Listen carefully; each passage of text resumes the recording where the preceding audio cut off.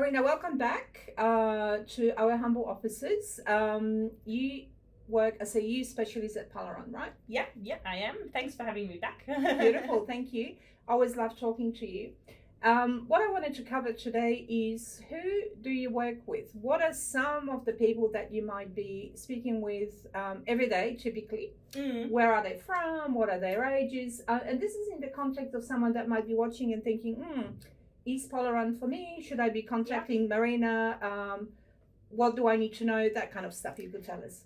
So a big variety of people, actually. I can't even pinpoint any age group because it really it does. I have quite a fair few younger clients, going to college, uni, then also older clients that I'm thinking about retirement maybe, and thinking about options of getting German citizenship.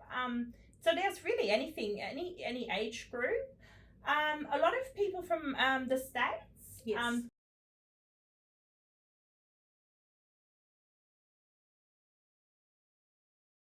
After the war, there's big clientele there. Also South Africa, yes. A few people.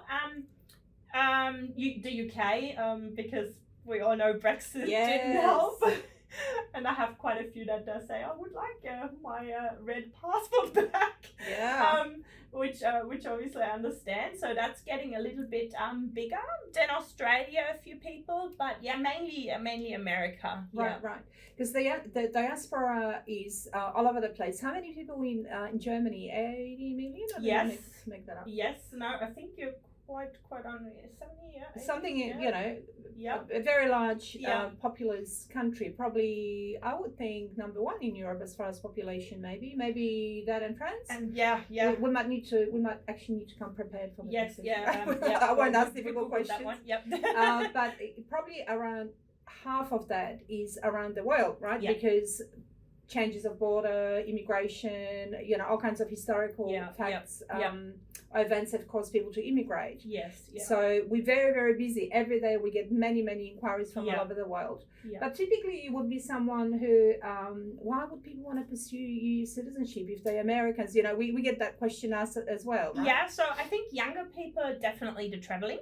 Yeah. Traveling and maybe even studying, because Germany has quite a good and also cheapish that you can go to university and study.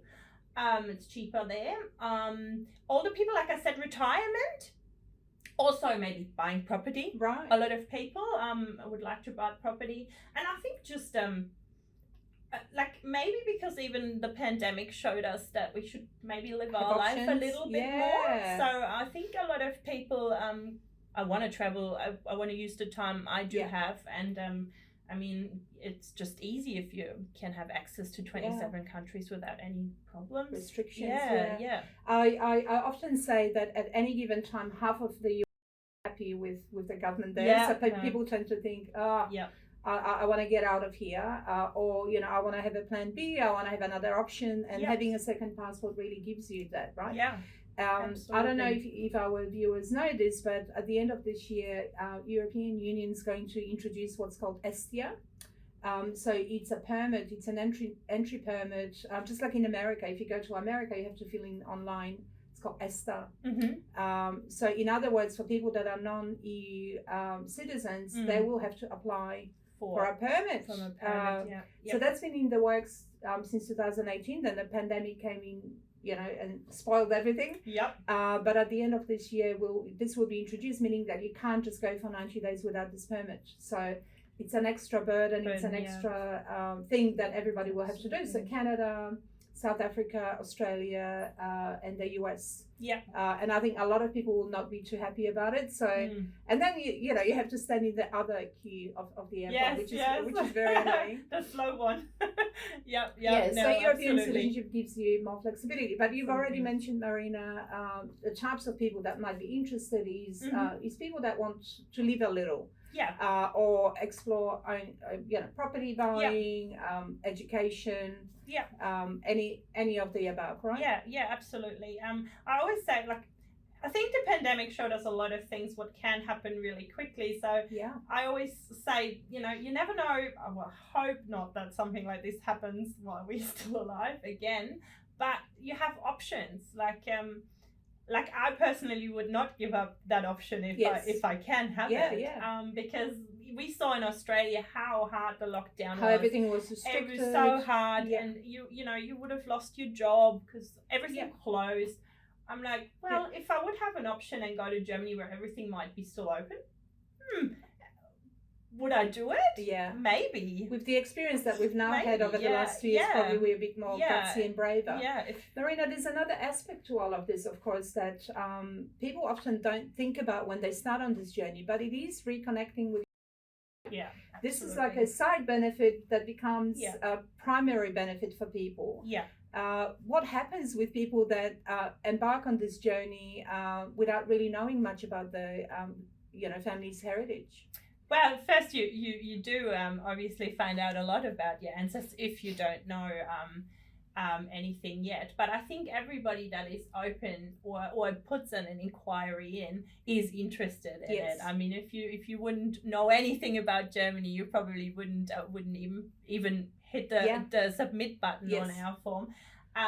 But a lot of people have done their research also, especially with the restitution cases. It's a touchy subject for people, you know, and they just want to reconnect and also maybe want to get this little piece back for the grandfather or whoever lost, you know, and went through that process. They want to get back and said, we are Germans, really. We never weren't. It's so interesting you're saying that because I think Germany has worked so hard at righting the wrongs, and this is just yet another way of bridging that gap, and I think everyone's very respectful of Germany and German people's efforts towards that. And like if you look back even 20 years ago, people wouldn't want to, but now and it's not just because they want European citizenship. There's a genuine effort on behalf of people to try and understand what happened.